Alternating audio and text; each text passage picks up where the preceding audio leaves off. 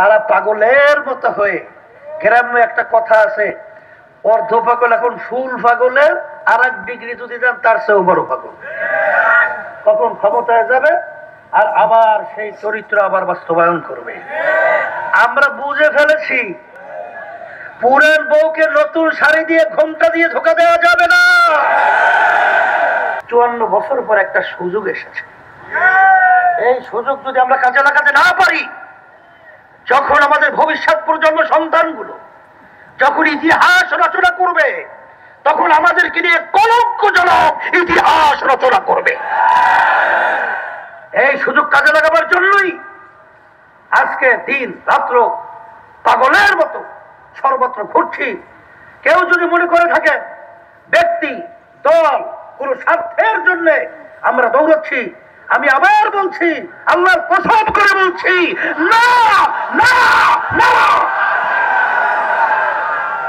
এই জন্য আমি সকলকে আহ্বান জানাচ্ছি, আসেন আজকে যদি আল্লাহ মাফ করুক, আমাদের দেখা দৃষ্টিতে আমরা যারা দেখছি, যদি বিগত দিনের যারা দেশ পরিচালনা করেছে, এখন তারা নতুন ভাবে আবার দেশ পরিচালনা করার জন্য তারা পাগলের মতো হয়ে, গ্রামে একটা কথা আছে, অর্ধ পাগল এখন ফুল পাগলের আর এক ডিগ্রি যদি দেন তার চেয়েও বড় পাগল।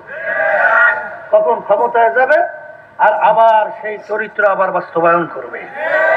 আমরা বুঝে ফেলেছি পুরান বউকে নতুন শাড়ি দিয়ে ঘোমটা দিয়ে ধোকা দেওয়া যাবে না।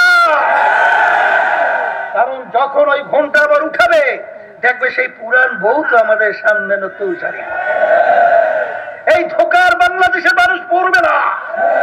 ধোকা খেয়েছি, 53 বছর গিয়েছে, আর ধোকা নয়, দেশকে মুক্ত করতে হবে, দেশকে আজাদ করতে হবে। এই লক্ষ্যে পরিষ্কার ভাবে ঘোষণা করছি যে আজকে আমরা যারা দেখেছি, সংক্ষেপ কথা হলে এতটুকুই। শোনেন শোনেন কথা, শোনেন কথা তো বলেই যেতে হবে।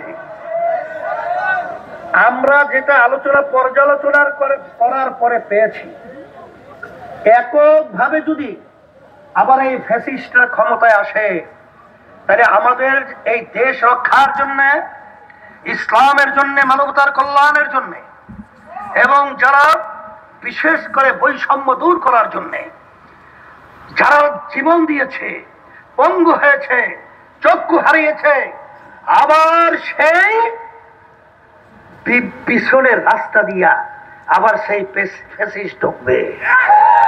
আবার সেই আমাদের দেশের বিদেশের আধিপত্যবাদীরা আমাদেরকে প্রিসক্রিপশনের মাধ্যমে আবার পরিচালিত করবে। এটা আমাদের সতর্ক হতে হবে। হ্যাঁ, তবে একটা কথা হলো, কাজ তো নিজের ব্যক্তি স্বার্থ, দলের স্বার্থের জন্য করি না।